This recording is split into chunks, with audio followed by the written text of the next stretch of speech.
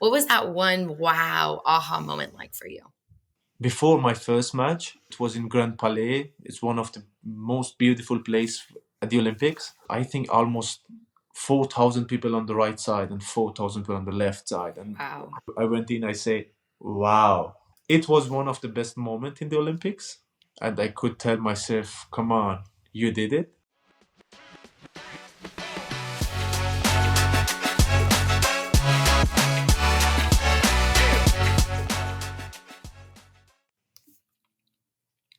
Welcome to the Champion This podcast with Brianna, Salvatore, Dueck, and Chelsea Poppens, where we share the incredible stories of athletes and entertainers who are using their platforms to create positive change in the world and the communities they live in. Ooh, and today we're honored to welcome Kasra Mehdipournejad. Did I say that right? Yes. Yeah, let's go. And he's a professional Taekwondo athlete, a member of the 2024 Paris Olympic Refugee Team. He went from fleeing Iran in 2017, seeking asylum in Germany, to becoming the flag bearer of the Olympic Refugee Team at the Paris 2024 Olympics closing ceremonies. Kasra's journey is a testament to the resilience and determination, with gold medals at the Dutch and Belgium Opens in 2018 and podium finishes in 2019. He's an absolute force in the Taekwondo world alongside his wonderful wife. I should have asked your wife's name, but is it Parisa Farshidi? Parisa Farshidi, right. There, I got close. That's easier than mine. Yeah. And she's also a Taekwondo champion herself, and she continues to support Kasra and inspire others in their advocate for human rights and freedom in Iran. So welcome to the show. I know that was a mouthful. Thank you very much. Thanks for having me. And I'm so happy to share my experience and my journey to the Olympics with you and with the people who gonna hear my voice. Yeah, no, it's so great to have you here. I think to start off the podcast, we'd love to dive into your background as a professional Taekwondo athlete. You know, you've reached the pinnacle of this sport, competing in the 2024 Olympics as part of the Olympic Refugee Team. But would like to just kind of take it back to when you decided to start pursuing Taekwondo and what kind of made you fall in love with the sport. Yeah, it's a very nice question because a lot of people, they ask me, so how did I start Taekwondo? What happened? And then always they remind me a very nice thing. So in the beginning, it was only something to cover my free time and as a hobby or something like that. I remember I was at the school and my schoolmate asked me to join him for his sparring. He was doing Taekwondo. And yeah, I accepted. And then after a few hours after the school, I went there and I just watched his sparring and the Taekwondo session. And then immediately after like few minutes when he started the sparring, something comes up in myself, and so I could feel something. And then I talked to my parents. I talked to my mom actually in the beginning, and they say, "Look, I found something very special. I'm going to practice in Taekwondo." So, yeah, she said no, but She said no. I was pushed a lot, and then finally I could win the game. And then after a few days, yeah, we went there with my mom, and then she was talking to my first Taekwondo master. Then yeah, I start my journey. I remember it was in 2008, the Olympic Games. So our one of our greatest athletes in the Olympic history, I think the greatest athlete, he's Taekwondo athlete, so former Taekwondo athlete. He was competing at 2008 Olympics and he won gold medal. And I remember it when you ask people, I think all the people in Iran, they know him and they know that game because the final match was against Italy, and then the opponent was very tall, so extreme taller than him, but he could win. And so after that, it was the beginning of my Olympic dreams. Kasra, you mentioned as well in our prep call that something like in Iran, Taekwondo is like the equivalent of NBA basketball. It is very well known, well practiced. I think for a lot of Americans, which is a good amount of our listeners, the sport is a little bit newer, but like, I think it's that helps bring context to you seeing this Taekwondo champion, how he was able to inspire you, and now you kind of getting to do that as well is really cool. Yeah, as you said, Taekwondo is, I would say, there is three sports in Iran, and so all the Olympic medals, not all definitely, but all the Olympics, like all the time, we can count on them to have a medal from the Olympic Games. Taekwondo, wrestling, and weightlifting. So I think Taekwondo. I'm not sure about other sports Hmm. because in other sport like wrestling, the north of Iran, they are very very like strong in this sport. And but Taekwondo is, it doesn't matter from which city you are. So in every city you can go, at least my friend always, he has very funny example. He said Taekwondo in Iran is very difficult because if you go just by random knock the door, they have a professional Taekwondo athlete at home. So it doesn't matter which city, which place. So it seems like that. And yeah, Taekwondo is one of the biggest sports in Iran, in top three. So at these Olympic Games in Paris, Iran had four medals, so four Wow. finalists from four. So they had only four athletes qualified, two female, two males, and all of them they won. So one gold, two silver, one bronze. I think it's one of the best results Iran Taekwondo team ever had. Hmm. That's crazy to think about because obviously here in the United States, like I don't know anybody who does taekwondo, Oh, really? but But you have very good team. Actually, USA Taekwondo team is like one of the best in the world. it may be because I'm from Iowa and that's not Iowa's kind of the middle of nowhere. But same for basketball here. You can knock on a door and any Oh kid yeah, will be playing basketball. So that's really cool. A good cultural like perspective on like who is good at what and what is kind of like the cultural norm. true. Yeah, but because basketball is very huge, and there is nothing to push it on the side. Mm. So Mm-hmm. yeah, in Iran is, yeah, of course, football. So I think you call it soccer. Yeah, Hmm. I'm not sure, but Yeah. in Iran they say football. Yeah, so Yeah. and Totally. yeah, it's the biggest sport, but everywhere is the big. So, but in US, I think there is nothing, no sport that strong to push the basketball on the side.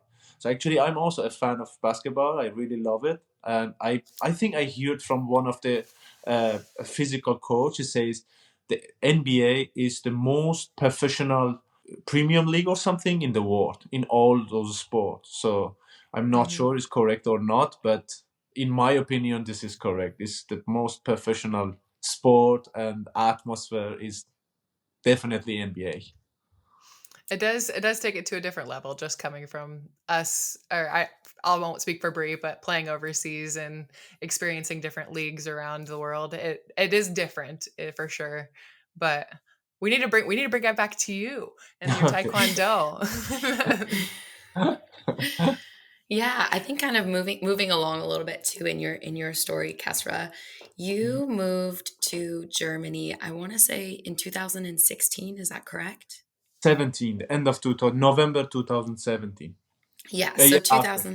2017. Okay. Right. So yeah, like what can you kind of share a little bit about that journey moving to Germany and what that experience was like? First, I guess, why did you move to Germany? And then talk to us about like what it was like to be in a new country and to really kind of find your place in Germany. Of course, migration and move to other places is not easy for everyone. But for me, it was more challenge, was more difficult because I was not ready for that. So it was not Mm, planned. So I just come to Germany with like very short visa, like for 2 weeks or something like that. I don't remember exactly for how long. So I had a return flight. So, and I was just here for a few days. I packed my sport equipment and some stuff and a little bit money in my pocket. and you Then originally had come over for like a sports tournament. It was for a exactly, taekwondo tournament. yeah, it Yes. was for a Okay. training camp, and like it's like a sport journey. Mm, And then uh, so then something happened in Iran. So it would be nice if I could tell you and like open it more, but as my parents and families, they are in Iran, I really need to protect them. Of So course. anyway, to make the long story short, then I decided to stay in Germany.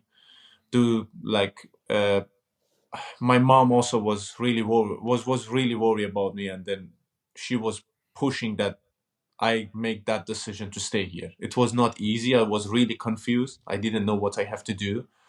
So then finally I decided to stay in Germany, because I remember my mom always was telling me that at least maybe I'm not going to see you as soon, but at least I'm sure that you are safe. So, and it was right. So the biggest thing I had, it was safety and freedom. And Mhm. at the moment when I like look at my past, of course it was not easy, but I think it was necessary. And yeah, Mhm. so yeah, it was in November 2017. uh, Very dark, very cold. I wouldn't say it was bad or no, I just was different than what I had. Mhm. And yeah, everything was new: culture, people, language, everything, and I had no idea what's going on. So when you plan already to move somewhere, you prepare yourself. Mhm. At least you try to update yourself in advance. But for me, it was not possible. So then, yeah, the biggest challenge was weather in the few the in the beginning. So in the few weeks, and then Mhm. I remember I told myself, come on, it getting darker and darker and darker all the time, you know. And so I would also say that the biggest difference in my culture I could feel in the beginning, it was because we stay with our parents. So Mhm. till we get married. So we stay at home with family, brothers, sisters, or parents, and whenever we get married, then we go out. So for me, it was difficult to wake up every day and Yeah. no family over there. So it was the biggest challenge. And then, so of course, lost friends, connections. There is no one on your side, and uh, yeah, many many things. But the biggest was those one. But Mhm. Taekwondo was very very. Uh, I would say Taekwondo helped me to return to normal life in the Mhm. beginning, and then Was it kind of like your grounding force, like yeah, the constant in your life at that time during like a oh yeah. challenging I time? think without Taekwondo, I couldn't survive. Mhm. Yeah. So because I could find I would say new family, a Mhm. new community, some friends, and then after that, I could realize, okay, so now it's the time to continue your career as a professional athlete.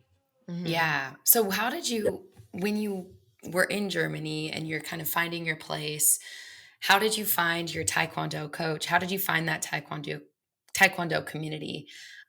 Did you have like a coach in Iran that put you in contact with someone in Germany, or yeah, what did that look like for you? Oh yeah, absolutely not. No connection from my Iranian coach to to who can make a connection. But Okay.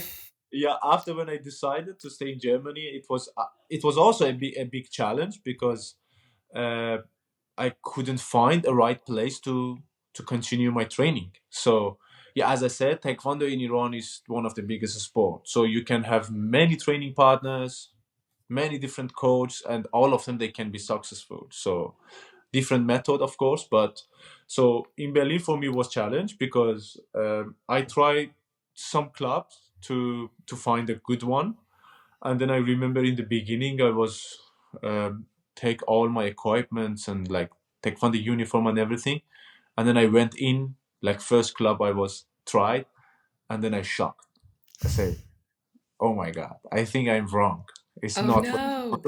it's for something else, because it was a place for training, but not for martial arts. So Mm. in all my life, I've never seen a taekwondo club without taekwondo mat. They catfished you. They lied. Yeah, so I wouldn't say it's not good or that. Just for me, was new, was really new. Mm. So I've never seen something like that. It was very nice, and then I asked them, like, I'm a new athlete. I couldn't even speak very well, and then I say, yeah, you can training, but we don't have. So because they asked me in about my level and how I did taekwondo, and then they say first taekwondo club told me, the coach told me, I think it's not a good place for you. So because here just we have some like athletes who can only do pumse like kata or something like that. We don't have like sparring partner. We don't do any sparring here. And then he gave Wow. me some address. They're like, you're expert level. You're beyond our. Yeah. And then in that time, because taekwondo uniform is white. So Mhm. that, but we do have the color uniform, like the blue one and the red one. For like it started. So the World Taekwondo created for the World Cup Championships, like team competition. And then I had one. It was red, and then I could feel the other athletes. They sounded like, who is this guy with the red uniform? And then Oh yeah, it was very funny. Yeah. they're like, he came to kick our asses. Like they're. Yeah. No, they've never seen the red uniform, the guy. And then the master, he gave me the address. He says there they have more athletes. They are very very active in competitions and tournaments. So I went there a day after. No, at the same day. It was like maybe half an hour. I had only half an hour. Just immediately I moved, and then I just asked. He was so he's my taekwondo coach, first taekwondo coach in Germany, Sven. And then I asked him in the beginning, say, look, I'm from Iran. It's my background, and I need to training. And immediately he said, yeah, just go and change and come back. Then even in the beginning, he didn't know my name. He just stopped the training, say, look, this guy comes today, and uh, yeah, just help him. And then Mm. I could see some athletes from uh, they were Iranian who born in Germany. So then when they asked me where I'm from, I said I'm from Iran. They started to speak Persian, and then for me it was like a huge gift. It turned me on, like it was the best feeling I could have, because so before that it was nobody to talk with him, and then it was some athletes from Afghanistan and from Iran. I could communicate with them in my mother language. Then we started training, and he says, "Yep, you're welcome." And yeah, I stayed there. And then I remember after 2 weeks, I think it was the first competition we did together. It was the international tournament in Germany, and yeah, even from the beginning, he started to support me. Of course, the budget of the club was not that huge, but he did everything for me, and I'm really appreciated. That's amazing that you were able to find community through your sport. I think that even Brie, that's how Brie and I met in Switzerland. Like she was playing on a different team and I was playing on a team, and we were like the only Americans on our team, and we're like, hey, like good to find like our people, our community. Like the power of sport to bring people together and to unite people, especially like Mhm. in that time of your life where you were like looking for that community, Exactly. because you didn't stay at that training club, did you? Like you ended up finding a different one that would No, no, eventually elevate your game, or is that the one that you would travel to? no. I'm still there. So this is, I would say, it's my home. But for the Olympics, for the Tokyo qualification, I had to move to the south because it's like a professional uh, training club or sport team, I would say. So because in Berlin I had not many training partners. All of my training partners, they stopped already taekwondo, and yeah. So then with my coach, with Sven, we decided that it's better for me to move there. Then I found another coach, and he was my coach at the Olympics, Marcus. I was very like I would say I was very lucky because I had two amazing taekwondo coach in Germany. In the beginning, Sven was on my side to support me to find myself, and then after that, Marcus was also helping me uh, to be on the spot, actually, to be in a very good shape for the international tournament, world championships, Olympic qualification, and finally at the Olympics. So both of them, they did everything. That's awesome. Totally. I was going to also say too, it was during this period where you met your wife. or I should say, started to pursue your wife because you had known her before. But Parisa, like we mentioned, she's a two-time champion of the Asia World Championships for Taekwondo, absolute boss. So, how did you guys meet, and how did you kind of win her over as your wife? While living in Germany. Uh, first when I saw her, it was in 2010. It was Asian Games in China, I think. Yeah, she won silver medal at the Asian Games. So first I saw my wife on TV, on the Iranian national television, and yeah, maybe the the dating process started from that time. I love it. Then, yeah, then yeah, we had some connection when I was in Iran, and then I moved to Germany for a while. We stopped the contact, and then after that again, uh, we start to communicate more, and it was in 2019, the middle of 2019, a few months before the COVID pandemic. She could join me, and yeah, I was very lucky because it could take maybe 2-3 years after, because of the pandemic, so it was not possible minimum for 2 years. So we were very lucky, and I'm really appreciate it. So It's really good you started the dating process back in 2000 exactly, we start 2010, in yeah. or 2000. 2010. No, in Iran it was easier because like we were not that far. But again, when I was in Germany and we started to to be in the relationship, I would say, even more serious, was not easy because I was in Germany, so far from home, and then she was in Iran, and also was the third place, the third country also was not easy to be there for me because of the visa issues or something, and for her also was not easy to come to have a visa and come to the Europe. So yeah, but we did several times in Azerbaijan. I could Yeah, meet you her. had dates, right? Kasra, you were Yeah, telling many me times. you would literally fly to Azerbaijan for like 24 hours just to go on a date with your Yes. wife. That's dedication.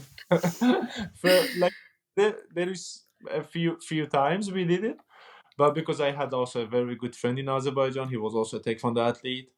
So he was originally from Iran, but he was competing for Azerbaijan, and Okay. I could be there for training, and but the reason was something else, So Training. Yeah, yes. exactly.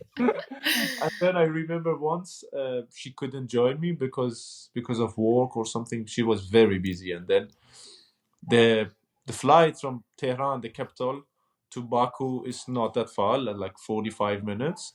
So then we decided that Parisa comes from like in the morning, like 9 or 10 o'clock. Then we can be together till evening. Then evening she can go back. So we did it. So, but in another country. So The it was things we very nice. do for love.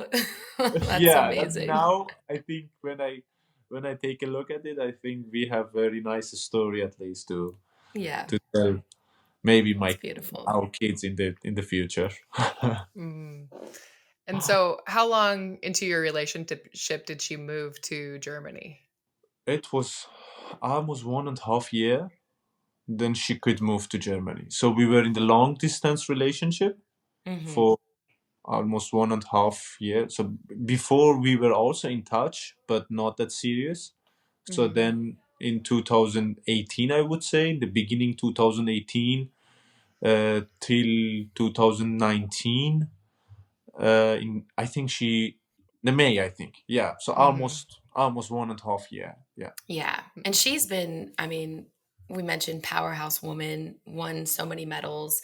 But also, like, as you have pursued your Olympic dreams, I know she's been a huge champion of you. And it sounds like you two are such a strong team. Would love to talk now, switch gears a little bit and talk about your experience in Paris in 2024. Would love to hear about your training leading up to that. And I know you had some challenges. I think in 2020, you were also aiming to go to the Olympics as well, but like just barely fell short and were able to kind of make that in 2024. How did you rethink your approach to training for the Olympics, and what really helped you to kind of make that dream a reality and make the Olympic team? Yeah. As you said, in 2020 for Tokyo, I couldn't make it. But before, because the pandemic started and it was a really strong lockdown in Germany, so I couldn't continue my training. But yeah, I was lucky because at least Parisa could help me for my training. And but anyway, it was not easy. So yeah, for Tokyo it was not possible. I was not. Yeah, of course, I was not in a good shape. But anyway, it was not possible, and I couldn't make it. And then after that, I wanted really to stop my career. And then, yeah, my coach, Parisa, and also the International Olympic Committee, they pushed me to continue because I remember when I talked to our manager from the Refugee Olympic team, he told me, "No, you can do it for Paris and Mm. go for it. We support you." And for me, it was really huge motivation from from different sides, from my wife, from my coaches, and from the International Olympic Committee. And then I could find myself in a very professional situation. So I have many people on the side who can support me. And yeah, then I was continue for the Paris 2024. And uh, yeah, the qualification was in Sofia a few months ago. It didn't good. I think it was not very good for me because it was not a good day. So I could make it, but anyway, it done. And then uh, it comes to the decision from the International Olympic Committee. So the selection was a few weeks after the qualification in Sofia, and yeah, exactly a few weeks before the Olympic qualification, another athlete in my weight class category, he joined the refugee program. So he just recognized. So his refugee status was recognized a few weeks before the Olympic qualification, and yeah, we were both in the same category. And he's a very good athlete, amazing athlete. He's from Afghanistan, based in GB. So for me, the situation was more difficult because we were at the same in the same category. So, and he was very in the good position. I think in the Olympic ranking and world ranking, he was a little bit better than me. So, but because of my achievements in international level, so the IOC select me in the heavyweight. So then it was for me it was very nice because we could have a good athlete in minus 80 who really deserve it, and I could be at the Olympics. Of course, was not easy in the heavyweight, but still I was very happy and I was really appreciated. So the challenge started, and I had to gain weight, but was not possible Right, because because I was let me give the listeners some context. So you're He typically competing in the 82 kilogram below weight no class, yeah, minus 80. So my minus normal weight 80, is the almost 80. lower weight class. the Yeah. lower weight class. And then the new weight class that you're competing in is above 80 kilograms. But that could be someone who has like 110 kilograms. So like, or yeah, Most of we Our use the them other. metrics. are more than Yeah, 100. sorry if my numbers are wrong. We use pounds. Um, Anyway, they're heavy. there's some Yeah, Big big all big men that you're. dudes. yeah, very tall and very because there is no limit. So you can be 81 or you can be 121. So doesn't matter. I also like how you say the challenges started, as if the whole training up to the Olympics wasn't already a challenge. Yeah, it was already a challenge and it comes on top. So, but I had in the beginning even I had a good feeling because uh, I always talk to my coach and he reminds me all the time that okay, so you are faster. You're faster, you're more explosive, and you can make it. But don't think about the result. Just think about the good performance and be in a good shape. Let's talk about that some more though, like dig a little deeper, because how has that experience competing outside of your weight class and competing in a different bracket that's like a little bit heavier, a little bit more challenging, how has that changed your mindset as an athlete and your approach to the competition? Like how do you define yourself now versus who you used to be before you were hmm set So, this challenge? uh, you know, I had to change some strategies because Yeah, in minus 80 for me, it's easier to handle because the power is, if I'm not stronger, at least the power is same. But yeah, I'm even in minus 80, I'm one of the I wouldn't say the shortest one, but usually my opponent, even in minus 80, they are taller than me. So then in plus weight, of course, extreme tall, so and heavy. So that because the biggest challenge is to be ready to cover it, to actually to feel the power because they're really strong. So, and I had in our training, I had no heavyweight. So, like, I mean, the partner. So I was always worried about it. That okay, I need someone who is really heavy because I need to try because I didn't used to do that. So, and even when we were at the Olympic Village, uh, my coach he was asked the former Olympic silver medalist. I think he won the silver medal in Rio 2016 in heavyweight from Niger, and he was training with us in the south of Germany. And now he moved to US a few months or maybe a year ago.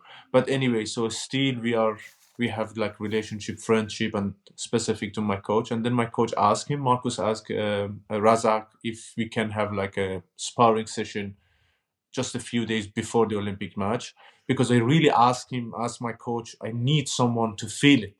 He said, okay, I'm going to ask Razak. Then training started with Razak, and he's almost, I think, 2 meter and 10 or something like that, 8 or maybe a little bit less, a bit more. And of course, more than 100 kilo. And when we start to kick a little bit, I told myself, come on, it's not possible. It's really, it's not possible because it was very heavy and you had no chance. When he was kick like the push kick, uh, okay, so in Taekwondo it's very normal for all the athletes when someone do push kick, you can block with your knee or with your leg. For me, it was not possible because his push kick was exactly on my head or something. And then in that time I realized, okay, so I have to be uh, I don't need to give them the opportunity to kick me. Mhm. Otherwise, it's done. So Use I your have speed against them. exactly. My Yeah. coach always telling me you should be like a mosquito, just go in, comes out, and yeah, don't give them the opportunity to kick you because they are heavier and they can get the Yeah. point very easy. So we did Totally. our best with training in this strategy to be as much as possible explosive, fast, and Mm. for sure good conditioning Yeah. system. I I'm was curious. equipped with. Totally. And Kasra, I was curious too, like, so you make it to the Olympics. This is, I'm sure, a dream come true for you. You're one of 37 other refugee athletes competing at the Olympic stage. Was there one moment for you that was just like, wow, I made it. I am here. Was it maybe walking out or being on the boat on the Seine in Paris? Was it when you walked out for that first competition? What was that one wow aha moment like for you? I have the screen record from that time. I think it was the biggest time that I really told myself. Even I thought I couldn't realize that the camera was on me because not I was not nervous, not because of the stress or something, just because of uh, I was very emotional and very excited. Hmm. And when I came in before my first match, so it was in Grand Palais. It's one of the most beautiful place at the Olympics. And then was I think almost 4,000 people on the right side and 4,000 people on the left side, and Wow. I couldn't hear anything. Even before the match, they told us that uh, before you go in, fix everything with your coach because you are not going to hear something. It's not possible. And then when I went in, so we were behind the door or behind the place. So then was a woman with a tablet and with headset. So before they told me that you cannot hear, she just counts with the finger and then you can go in. And then I could hear someone was telling the yeah in the red or blue logo representing Refugee Olympic Team, and then I went in. Immediately when I went in, I say, "Wow," because really the atmosphere was very beautiful and very like exciting. And then it was one of the best moments in the Olympics. Mm. I could feel everything, and I could tell myself, "Come on, you did it." And of course, when I had the flag and when I was a flag carrier, in the end, like the closing ceremony. Oh yeah, Right. absolutely. Yeah, Yeah, many because many situations, but those both was like very very unique. Hmm. What was the experience like in the Olympic Village? Were you able to meet a bunch of well-renowned athletes that you had been watching on TV for a while, or what was it like to meet some of them? Yeah, I couldn't believe in the beginning. Like we went because we arrived, I think, in the morning, like around afternoon. So then we decided to have a very very short walk out in the fitness training center. It was very huge training center, for amazing facilities, and then all the Olympic athletes they were training over there, many Olympic champions, and yeah, it was in the afternoon, and was the beginning was not that busy, but anyway, there were many athletes, and so my coach was already 7 times at the Olympics, so 6 times, and the Paris was the seventh. And then we went in. I say, look at them. They were really, some of them they were like monsters. They were like yeah. bigs, and wow, you could see they are really really champions. And then I was, I wouldn't say shocked, but I was enjoying every moment. So in this atmosphere, and then I remember I was we were eating something, and then I just wanted to grab some. I don't remember, maybe some bread or something, and One then of the classic chocolate chip muffins that blew up on TikTok. maybe Everyone yeah. was eating talking about these muffins.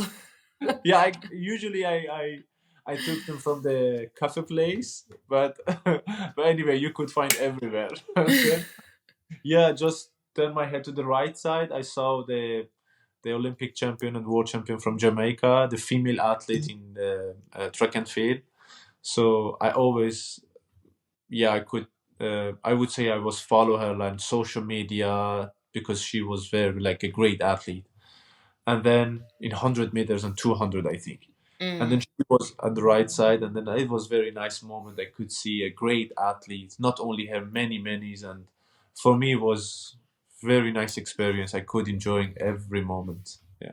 So cool. That's amazing. Being a part of the Olympic refugee team, like how close did you get to your teammates? Was there a lot of camaraderie between you supporting one another, going to one another's matches, and also like you are also representing more than just your sport, right? I think you had mentioned this to me, Kasra, but there are 100 million refugees in the Hmm. world today.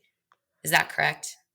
Around Correct. that number? Yeah. And so also I think being, you know, members of this team, like you're competing for yourself, but also to bring visibility to a lot of the injustices around the world collectively as a group. But yeah, like what was your relationship like with your teammates and that whole experience?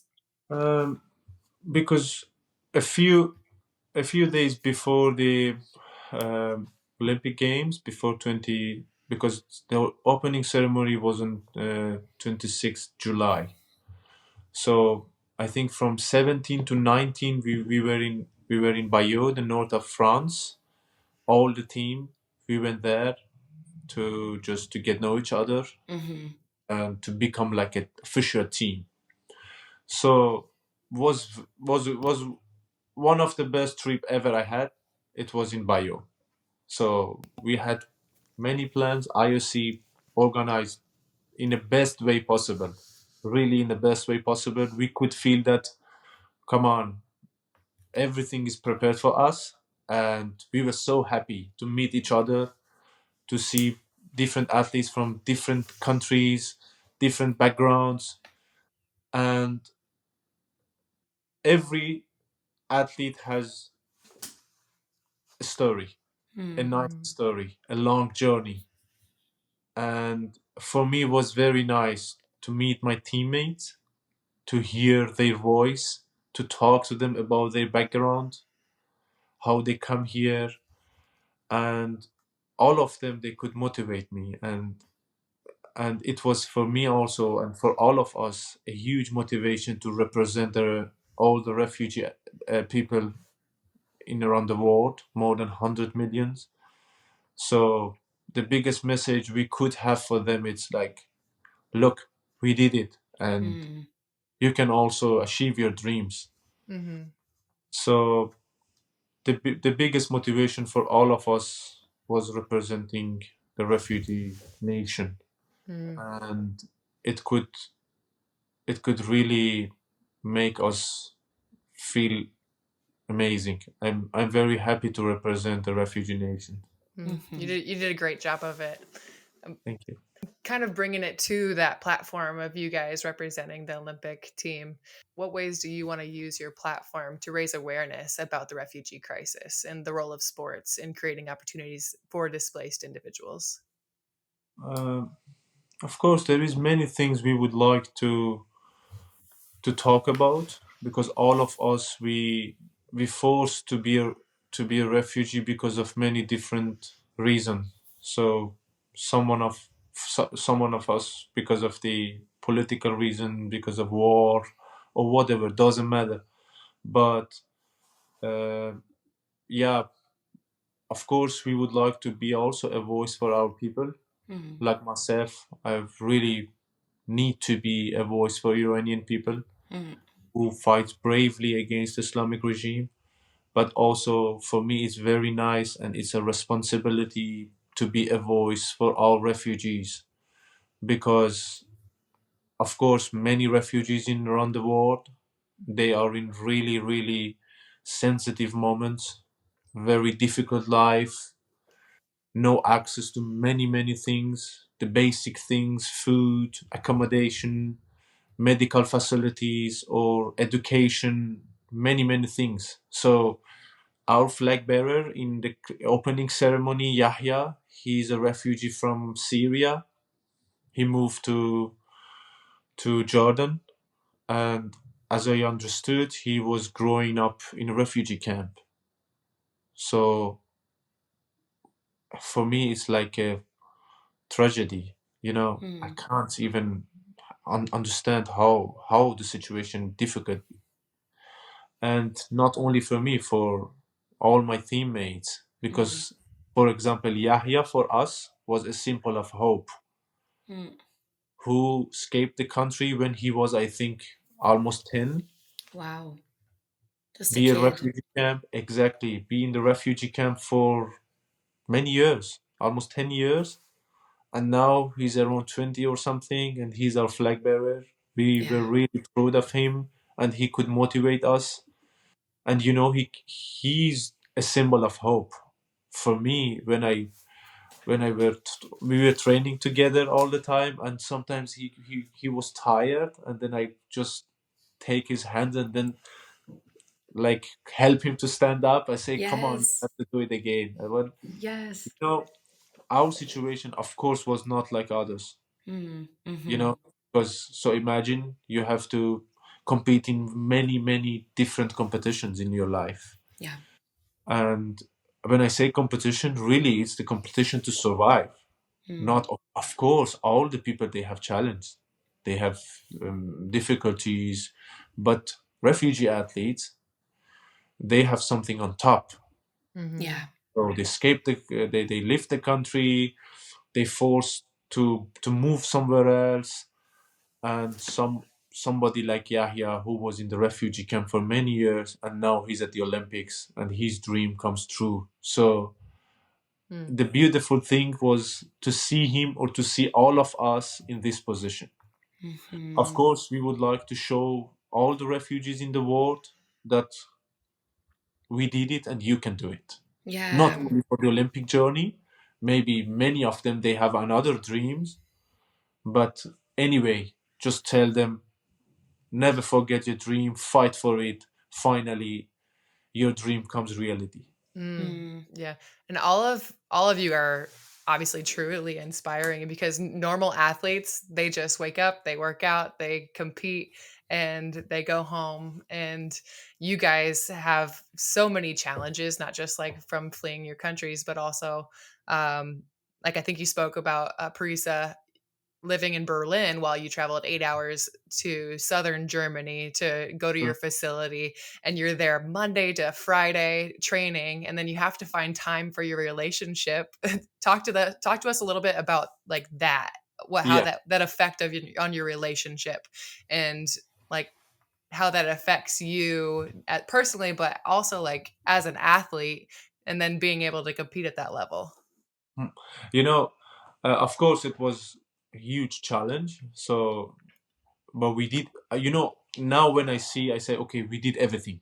Everything was possible. Even when was not possible, we did it. But something has really negative impact on my soul and on my wife. So something like that, because it was a long way, 8 to 12 hours. It depends on the traffic or train or whatever. So it was not the short way. And then we decided to be there. I have to be there from Monday to Friday for training. Then Friday come back to visit my wife because she couldn't be on the way for 10, 12 hours. And Mhm. also my facilities over there was very limited, so she couldn't be with me because she had many things to do in Berlin. So it was not possible. The best way and the only possibility was that, okay, I moved, and then on Friday, I come back on Friday, and then again I go back on Sunday. And you mentioned that you were working when you came back to Berlin, right? Yeah, yeah. So when I came back on Friday in the evening, because sometimes even we had like a competition and tournament on the weekend, so even I couldn't come back for 2, 3 weekend. So Mhm. then I remember once I was in the competition, and then I say, okay, this weekend I cannot be there. I talked to Parisa and I talked to the place I worked, and then I say, okay, next weekend. Then I came on Friday evening, I think around uh, 10 p.m. I take the bus, come to Berlin, and then I was in Berlin like let's say at 9 or 10 o'clock. It was very long, and then immediately I went to work because I had to make also a little bit money, so to make it easier. Of course, I had my scholarship; it was very useful, but in this moment, I had to cover many things. So, but then I went to work, then again come back to home, spend almost one day with Parisa, again go back to the south for training. So it was nothing to like hurt me. It was just made me stronger, and I was working very hard to survive and to achieve my dream. But anyway, I think for my wife was very difficult to be alone, and because also her family they are in Iran, and for her it's also very difficult to sleep alone, wake up alone or for the long time. But anyway, past is past, Yeah. and finally at the Olympics we had something that we could say, okay, Yeah. we did it. Yes. That's Yes. love. I That's Yeah, love love. it. Yeah. What a power team. Another thing, Kasra, I know you're really passionate about being Iranian, is really freedom for the Iranian people. And Iran, since 1979, has been under the rule of the Islamic regime, which is extremely oppressive and authoritarian. Can you talk to us about some of your advocacy work or even the hopes for your people, and how you and Parisa, talking about an amazing team, how you two have really been able to champion that freedom for Iranian people? of course, that's a very good question and conversation, because so you made me very happy because you said under the like Islamic regime, so you made it separate already, Iran and Islamic regime. The only thing Yes. I would always try to make the people understand, it's like Iran has nothing to do with Islamic regime and Hmm. opposite. So whatever you see, it's happening in Iran and it's happening, it's from the Islamic regime. Hmm. Iran is something beautiful like saffron, culture, history, Yes. Shah or whatever. So, but Poetry, all the yeah, things. Yes. Islamic regime has nothing to do with all of them. Hmm.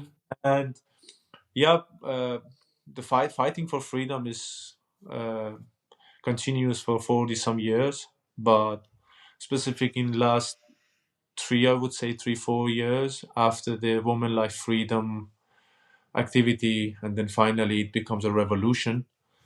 I would say national revolution. I think it waked many Iranians up. So even for someone who was uh, against Islamic regime uh, from from the inside, from the heart, but was not active, it could make the people very active for freedom. And for us also was same. So in the beginning we were only focused on the on our fighting, and we were very active on social media because in the beginning of the revolution Islamic regime was shut the internet down, and people they couldn't have access to the internet. And we were like, I mean, we the Iranian diaspora were the only possibility to be a voice for the Iranian people. Right. And And the diaspora is not small either. I was looking it up. There are 4 million Iranians living outside of Iran today. And exactly. in the US, there's a very, very strong Iranian American population as well. True. Mm-hmm. In Germany as well. So we have a Yeah. very Iranian community, and yeah, for us also was same. We decided to be really 100% on the side of Iranian people. Mm. Then after that, even now, the protest uh, is not that big like before, but it comes again for sure because it's Mm. like as at the moment we have like a strike from the nurses and doctors in Iran. Mm-hmm. So and yeah, everything is possible because as I understood from the history, the most dictatorships and totalitarian regimes, they will fall down in a very like quickly Mm. moment, in a second. So Mm-hmm. before before before that everything seems like normal and they seem like very strong, but as soon when you see them very strong and not possible, it's the time that you will see they are falling down. Yeah. Mm-hmm. So I hope I can, all of us, we can go back to the free Iran, because the only thing we want is that the Islamic regime take the Islamic regime out and rebuild our country, a beautiful democrat secular country. This is my Mm. dream for Iran. Mm. That's Mm-hmm. beautiful. I love that.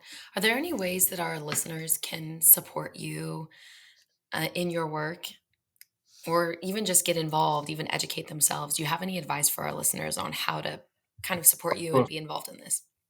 of course, there is many things that, because the Islamic regime, the biggest mistake we can do is to realize our enemy uh, weak. Mm. No, this is the fact that Islamic regime is very active. So there is a huge fake opposition in Europe and in the West from the Islamic regime who give the people wrong advice, and like even since few years before ago they were talking about reforms. So but now we see that the it's not possible to make a reform in Islamic regime Mm. because Mhm. this is the nature of this regime. So the biggest advice is to listen what the Iranian people want. Mm-hmm. Some people, they, I would say not the normal people, because of course social media and media has very huge impact on the people, Mm-hmm. but I think enough is enough. So now is the time that all the world, all the people, politicians, governments, they realize, they hear to the Iranian voice, and they see what we want. We don't want this regime anymore, and it's a time we have, in my opinion, because I'm on the side by our crown prince, exiled crown prince, because I believe the Islamic regime was a mistake. The Islamic revolution was a mistake, so it was not a revolution. And We did a mistake and we regret. So he always say that we don't want you to do it for us. We don't want you to donate or be in charge for that. Yeah. The only thing we want is to maximum support for the Iranian people and maximum Yes. pressure on the Islamic regime. Yeah, I think one of the most important things, especially for our listeners who aren't like educated or don't know as much about the Islamic regime in Iran and the history behind it, I think is just educating True. themselves Exactly. and not just on social media, but doing a vast extent, like look into the background of everything to get multiple different perspectives too, because obviously social media pushes whatever True. social media wants to push. And I think just anybody who's wanting to support you and advocate for what you're doing, just to educate yourselves a little bit more. Of course, because I talk to many people, specific the last generations. When I say I'm from Iran, immediately they say, "Oh yeah, before revolution it was very beautiful place. Still is a beautiful place, but just occupied by Islamic regime." And they say, "Yeah, yeah, you had a very amazing country, an amazing king. So we call it Shah, and he was really uh, like made Iran great." And he was educated like more than 30,000 students, sent them all around the world. And for me, it's very nice that the old people, the last generation, they can realize everything and still they can remember. And when I think that, okay, the next generation, they don't have this memory and this kind of things in head from what Iran was and what Iran Mm-hmm. could be, because they see everything what it is at the moment. Mm-mm. So Yeah. I'm a little bit afraid of this, if we cannot make it, and then the only background and mentality about Iran is Islamic regime and stay in the war. So Yeah. we don't want it. We have to finish it somehow, Yeah. hopefully. Yeah, definitely. Kasra, we like to finish off our portion of our like major question section for the podcast with one question we ask every guest. So, this question is, do you have advice for our listeners regarding using their dreams and giftings to share love and light and make the world a better place? Yeah. Uh, always I tell myself, and I do it actually.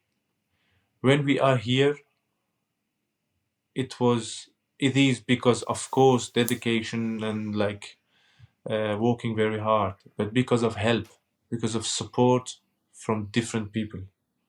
If I am here at the moment competing at the Olympic Games or already competed at the Olympic Games, because of many people who was on my side.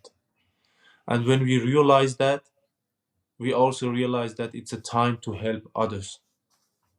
I think without that, the world getting worse and worse. Mm. So the only advice I wouldn't say advice, the only feeling from myself is to never give up, always follow your dreams, because I believe when we follow our dreams will show the way. And also we are here in any position because of help and support, and it's a time to support others. Mm-hmm. Yeah. And your story is super powerful to not make excuses, to not Yeah. reach your dreams too. Yeah, I did everything in all the time. Yeah. So for any listeners out there who are making excuses not to do the thing that you want to do, you have no excuses. No, I don't, not at all. Go No, out and do it. no Yeah, way. that's so Yeah. good. All Yeah. right, we're at our lightning round. So for our lightning round, they're very quick answers, about 30 seconds each. And our first question is, who is more skilled in Taekwondo, you or your wife? Drum roll. And then we're not talking about straight strength. We're talking about skill. Uh, my wife. Oh, that's a great answer. I was like, she's not here to fight you on We'll it, hear it so later. I don't want to be in trouble. you don't want that beef. I love it. Okay, next question. What is the best food you ate in the Olympic Village? Was it the chocolate chip muffins? Uh, yeah, that was one of it, but it was uh, it was the egg sandwich mixed with cheese, so Oh, was very nice. yeah. Yeah. Breakfast. Love it. Yeah, I could eat all the time, not only for breakfast. All right. Third question. What is the most intense match you have ever been a part of? uh, of course, the second match at the Olympics. Can you elaborate a little bit? I know I said 30 seconds, Yeah. but I'm like, I need more of an answer. I know. Because yeah, the second match was, my opponent was the former Olympic and world champion from Ivory Coast. He's a great athlete, and I was very excited to compete. And I really wanted to enjoy to fight with this opponent. It was intense. He was very good, and I was enjoying every moment, and I could learn many things from that fight. But yeah, because the atmosphere of the Olympics made it more Yeah. more unique. Andy Yeah. was a whole weight class ahead of like up or more than you, so Yeah, that had to be intense. that's true. For sure. For sure. Okay, last lightning round question is what do you do in your free time that's not sports related? Many things. I spend time with my wife, but if you ask what I do for like myself, like specific for my soul, I read a lot. Let me show. Yeah, let's see. Got any recommendations? Oh, what's this one? It looks like it's in Farsi. It's about history. Yes, it's my language. I read a lot about history, philosophy, and politics. Okay, Yeah.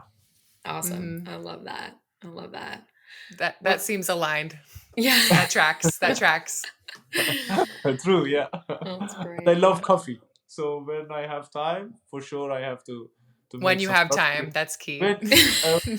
Even when I don't have time, coffee is one of the most important thing in my life. Yes, coffee and sport. Those are like the universal sport. unifiers, really. Like Maybe I get tired because of the sport sometimes, but for coffee not. Never. yes, yes. Oh my Yeah. gosh, so good. Kasra, it has been an absolute pleasure having you on the podcast. Your story is so powerful. You are a powerhouse. I can't wait to meet Parisa because she's amazing. We got to get her on the pod too.